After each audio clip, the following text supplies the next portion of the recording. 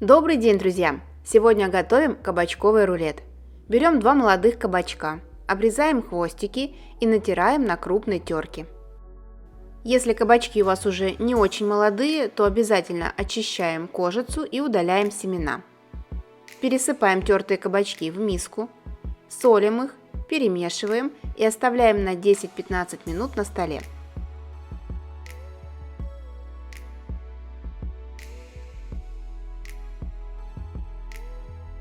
А пока займемся тестом. В миску вбиваем 3 яйца. Если у вас небольшие, можно взять и 4.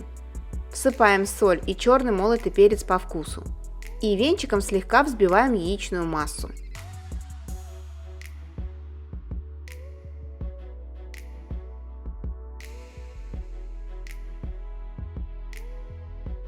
Далее отправляем сюда 2 столовые ложки сметаны и перемешиваем.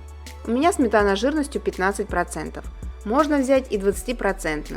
Регулируйте густоту теста количеством муки. Прошло 10 минут. Посмотрите, сколько сока выделили кабачки. Теперь хорошенечко их отжимаем и перекладываем в яичную смесь. Сегодня я делаю рулет только из кабачков, но по желанию можно один кабачок заменить на баклажан.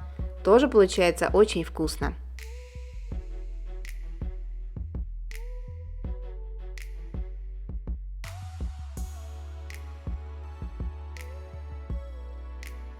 Теперь добавляем 4 столовые ложки муки и замешиваем тесто. Я кладу муку с небольшой горкой.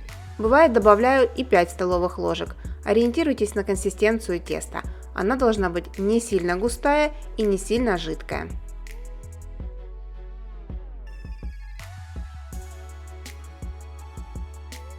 Выпекаем кабачковый корж на противне размером 30 на 40 см.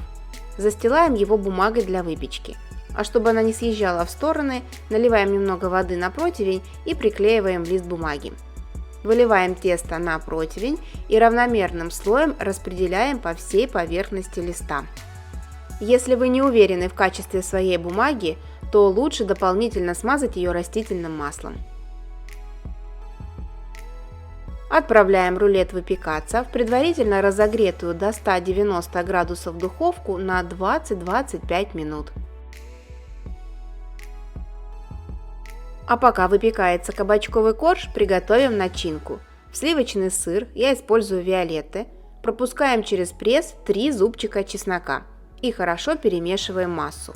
Чтобы легче было начинку распределять по коржу, достаньте сыр из холодильника за полчаса до приготовления. Кстати, такую начинку я еще использую, когда делаю рулетики из жареных баклажанов. Также для начинки нам нужны еще помидоры. У меня сегодня они небольшие, поэтому я взяла 3 штучки. Если у вас крупные, вполне достаточно будет и 2. Нарезаем помидоры на очень тонкие ломтики.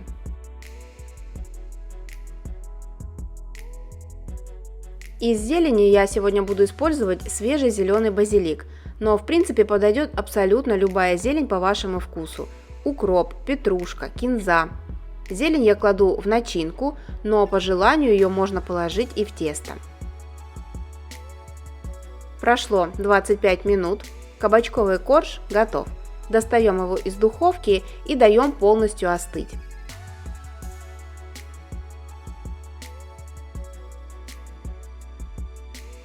Затем переворачиваем кабачковый корж на ровную поверхность, я кладу его на доску.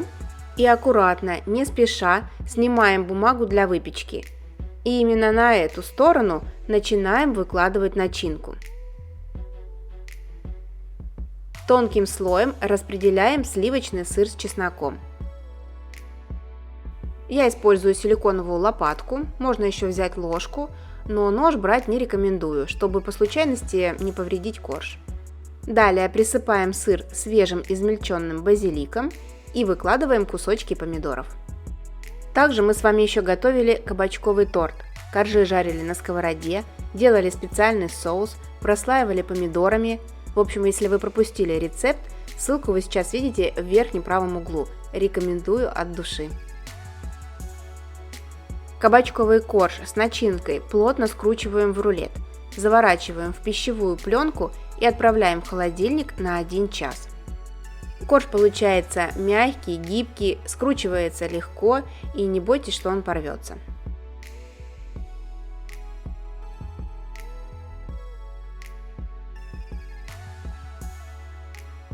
Ну а затем нарезаем на кусочки и подаем на стол. Рулет прекрасно держит форму.